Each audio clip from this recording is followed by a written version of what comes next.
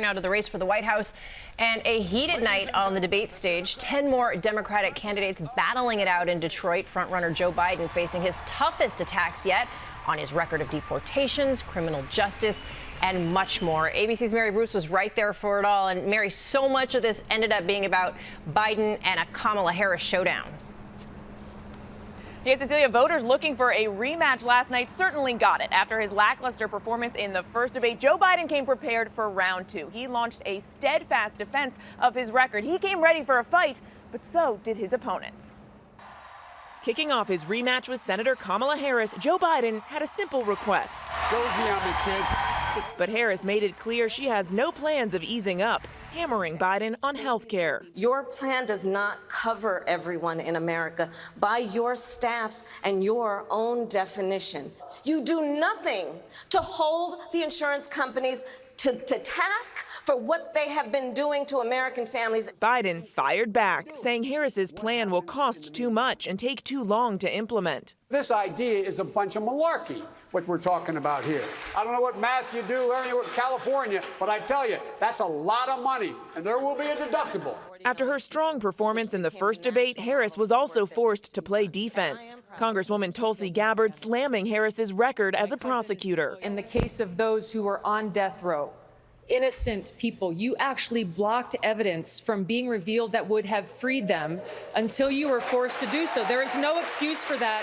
And the people who suffered under your reign as prosecutor, you owe them an apology. My entire career, I have been personally opposed to the death penalty, and that has never changed. And I dare anybody who is in a position to make that decision, to face the people I have faced, to say I will not seek the death penalty. But it was Biden's record that dominated the night under relentless assault.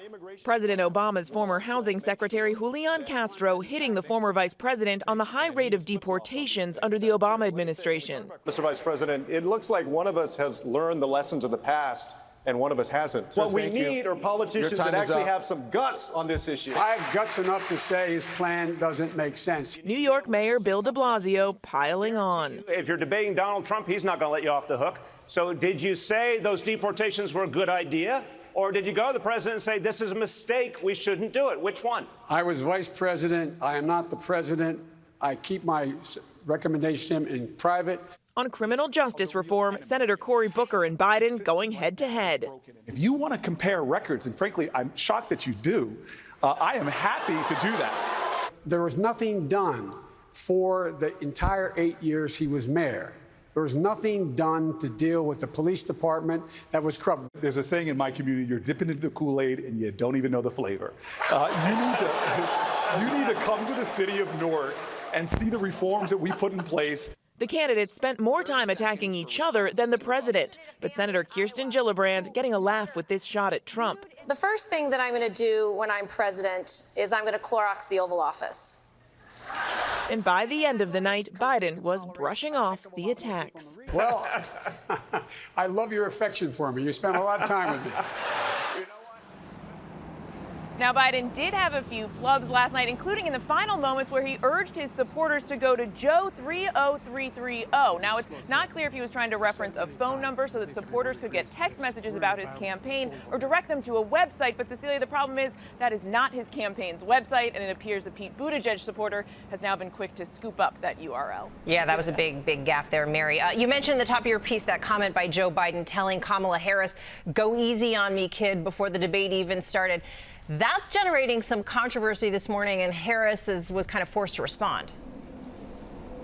Yeah, look, Joe Biden certainly has his own signature folksy style, but he was criticized for this. A lot of people saw that comment as patronizing. Harris's own campaign was quick to point out and question the former vice president calling this 54-year-old senator a kid, but Harris says she was not offended by it, adding, nobody is going to define me. Yeah, another thing we saw last night, Mary, some of these lower tier candidates really trying to distinguish themselves from the pack, especially ahead of this next debate, qualifying for this next debate, ABC's debate next month. They're trying to gain some traction.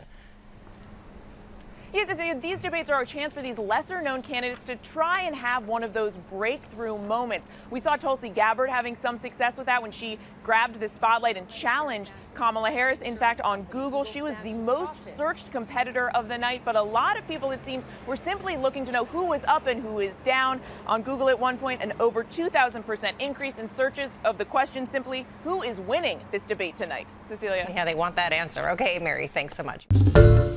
Hi, everyone. George Stephanopoulos here. Thanks for checking out the ABC News YouTube channel. If you'd like to get more videos, show highlights, and watch live event coverage, click on the right over here to subscribe to our channel. And don't forget to download the ABC News app for breaking news alerts. Thanks for watching.